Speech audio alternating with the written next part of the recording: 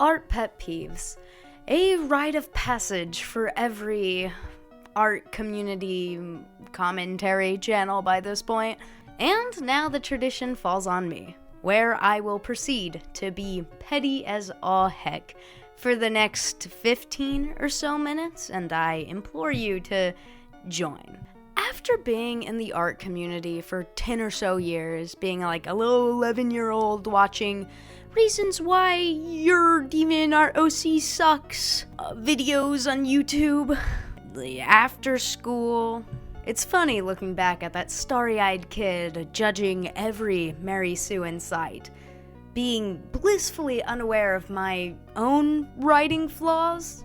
Now here I am, another niche YouTuber with an ego issue, just like my idols of old.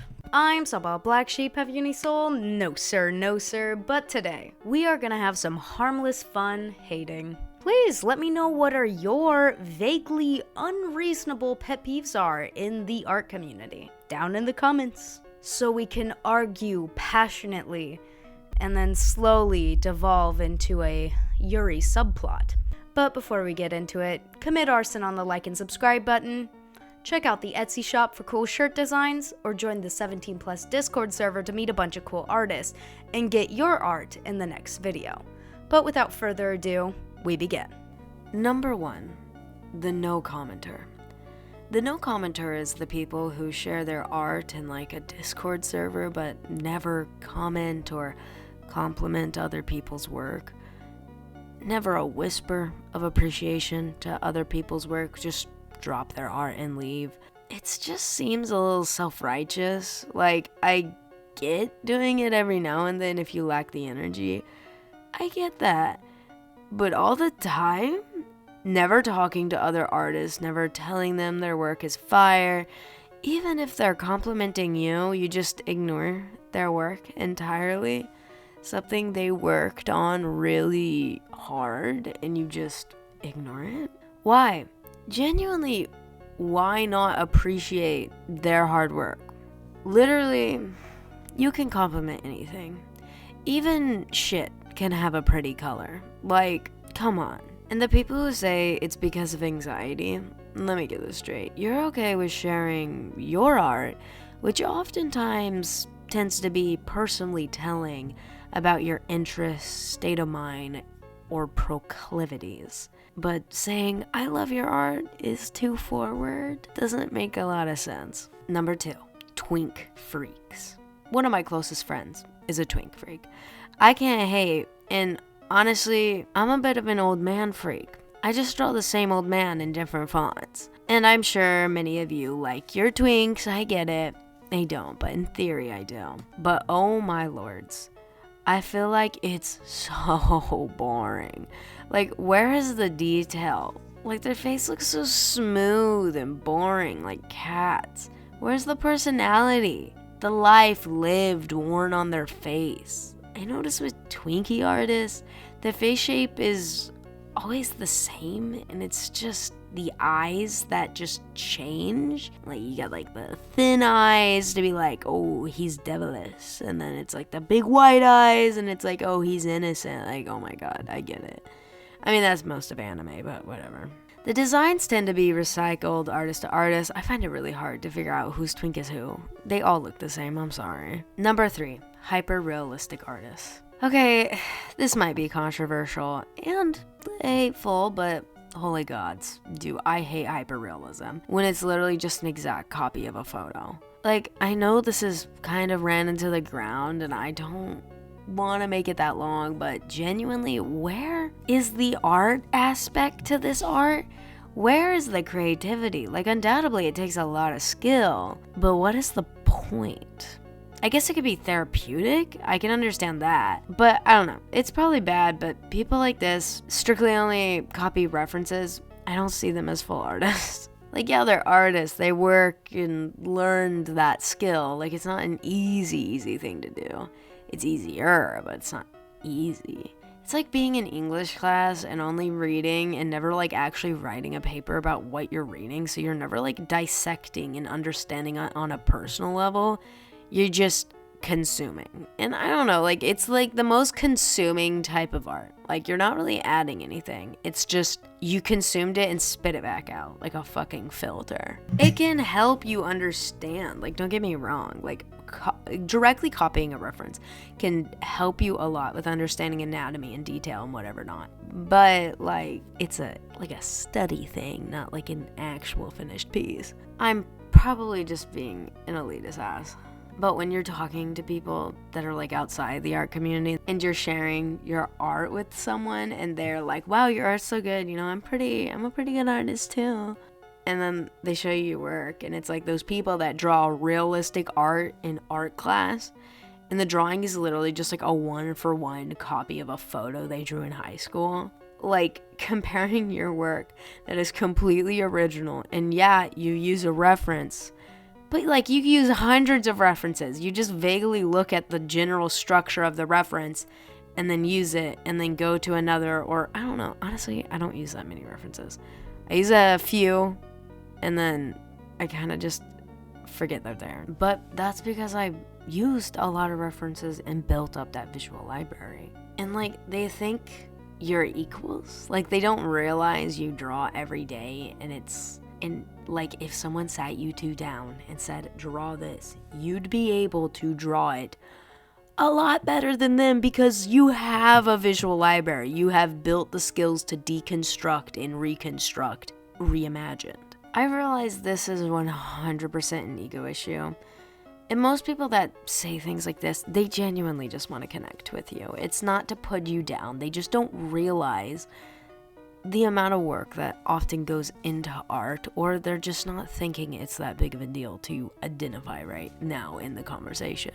But it's often weird when people that don't actually see the work that goes into where your art is and don't fully realize how hard it is to get there. And whenever I meet these people, I always compliment their work. I never make it about me, because it's not. It just feels weird and makes me want to rant to myself in my like little hater Discord. That's just me and my unfiltered thoughts. Number 4, the goon haters. Humans are a beast of freak. Brother, neither you or I would be here if it wasn't for that freak.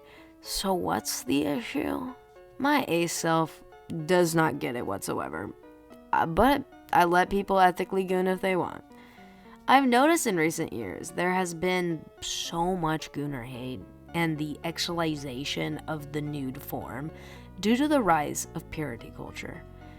Like, not gonna lie, a lot of Gooner art pisses me off because it looks ugly and it's just needlessly freaky. But if it's where it's supposed to be, like Twitter, censored of course, or on like Rule 34, whatever, like, it's fine. It's not evil to goon, it's pretty normal.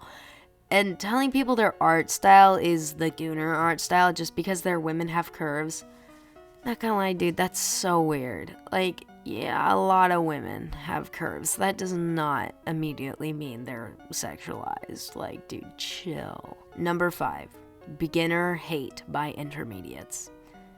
I see intermediate artists with way too big of britches way too often. You'll be scrolling through Instagram or TikTok and see a beginner artist who has the nerve not to feel like crap. And then there's just another mid artist in the comments being like, your art is trash. And the people that leave hate comments like this that are artists, like, you'll go to their profile and their art, I mean, it isn't bad, but it has a very long way to go. Like, you're hating from outside the club. Baby, you can't even get in. I almost never see advanced artists being haters. As most realize, a lot of beginner artists are either kids or just hobbyists and don't really want to improve, just want to have fun. Genuinely, never leave critique unless it's asked for or made clear the person's open to it. Like, why do people think they have a right to judge others' work when their advice is often dog doo-doo because they themselves lack a critical understanding of art fundamentals? As an artist that has had critique from all types of people, non-artists, beginner artists, intermediate, advanced, whatever, I can confidently say I genuinely have never had good critique from anyone but an advanced artist, because they can actually pick apart the framing, lighting, anatomy in exact detail. Almost everyone else cannot give you a precise notion of what the issue actually is with the piece. Because sorry to burst y'all's bubbles, but saying something like, something looks off, isn't critique, it's just an insult. Either tell me what exactly is off or just shut the fuck up, okay? Oh my god. When someone says something looks off, and then the off thing is the artist's intention, like, brother, are you artistically illiterate? Like, it's like you're trying to find something. Like, girl, it looks like that for narrative reasons? Like, what? I'm so down for good art critique. But hot take, I genuinely do not take any critique from an artist that I don't see as an equal to me or better than me. I'm sure sometimes that doesn't apply and people might come say something profound that are just I don't know, wherever on the spectrum. Has never much happened to me, I'll be real. But the people that say, I'm not a chef, but I know when the food tastes bad, girly pop, there are way too many people that enjoy McDonald's.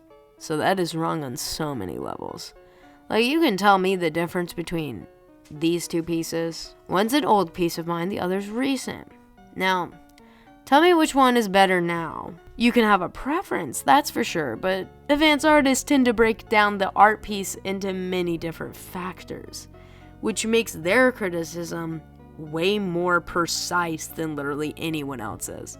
They break it down into intention, style, anatomy, perspective, framing, value, palettes, and so on. Which is why, genuinely, most artists you meet will be awful at critique, and anyone who prides themselves on it most of the time is miserable, unless they genuinely have a desire to see the other party improve.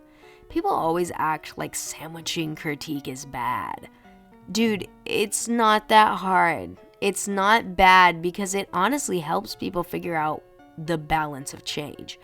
They need to know what to work on, and the working on is, the critique you give them. But the sandwiching also helps them know what to keep the same, what they're doing good on, so they can balance the entire piece. Because oftentimes when you give someone critique, they end up changing a whole bunch of shit. No, just change one thing, okay? Chill. Just straight up critique is just oftentimes vague and doesn't actually help people improve. Anyway, that's all I have for today, folks. If you like my art, consider commissioning me. You can reach out to me on Discord, Instagram, and Blue Sky. All in the link tree in the description. But you got work tomorrow, or school, or ranting maliciously about, I don't know, people, whatever. I don't know.